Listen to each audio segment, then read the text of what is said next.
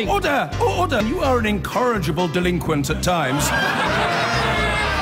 Behave yourself, man!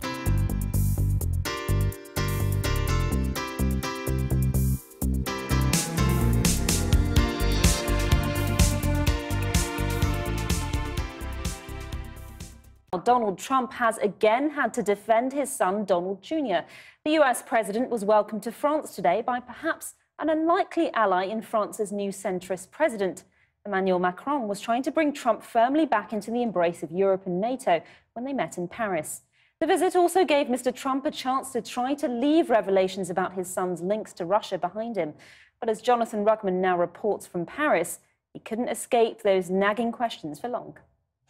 It's their second visit to Europe in less than a week. The president, who thumbed his nose at the Paris Accord on climate change, ironically finding some refuge in this city from what an ally called a Category 5 hurricane blowing through the White House back home. An American in Paris pursued by scandal, though one who can perhaps now answer that old chestnut of American foreign policy. Who do I call if I want to speak to Europe? The answer: Emmanuel Macron. They are an odd couple, America's oldest elected president, France's youngest. One a populist nationalist who admires Marine Le Pen, the other the man who defeated her. But Macron seems to be taking on the role of teacher, bringing a self-excluding pupil back into the global classroom again. France is the second biggest contributor to the US-led coalition in the Middle East, so Syria was high up the agenda. Thank you.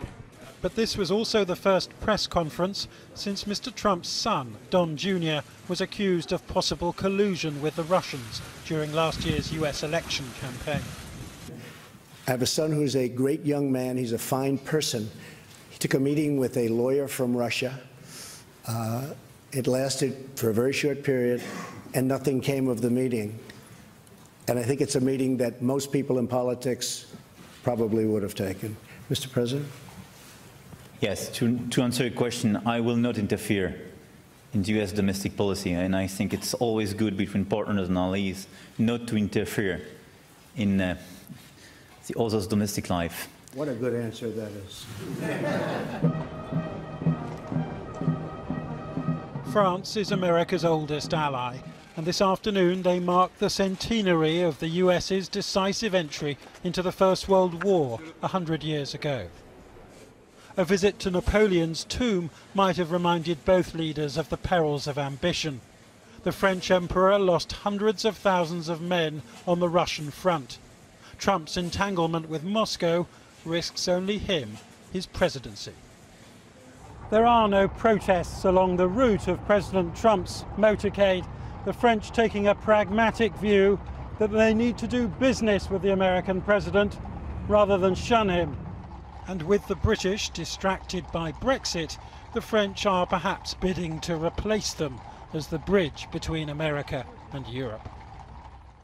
There isn't a revolving door for world leaders at the Elysee Palace, but Europe's new power broker was hosting Angela Merkel this morning. Not for the first time, she talked about Europe taking its fate more into its own hands, as if to say Trump's America couldn't be trusted. The emerging middleman here, President Macron. He recently joked that he wanted to make the planet great again, and one of his newly elected MPs told me he wants to make France great again as well. What do you make of the fact that President Macron greets the most powerful woman in Europe in the morning and the most powerful man in the world in the afternoon on the same day? I think it's a huge day for President Macron, and I think it's very important because it's a way to express that France wants to be back and wants to be very central on the international game.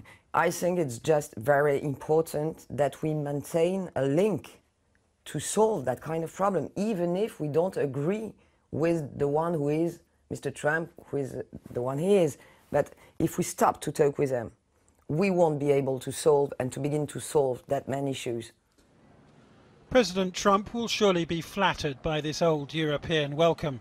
But even if you take the president out of Washington, Washington's scandals are proving impossible for this president to shake off. I suppose the question is whether anything more than symbolism has come out of today's meeting. Well, the president did give a hint that America might not perhaps leave the climate change accord in Paris after all. He said something could happen with respect to the Paris Accord, but then a few seconds later he said, but if it doesn't happen, that will be okay too. So he was equivocating, and we are none the wiser.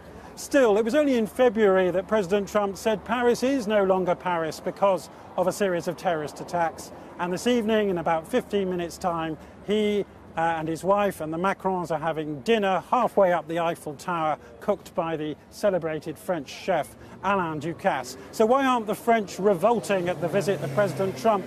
Well, perhaps he reaffirms the caricature they already had of the average American. They didn't have high expectations of this president. And of course, by reaching out to him, President Macron is trying to assert himself as the most preeminent politician in Europe. Jonathan Rugman, thanks very much.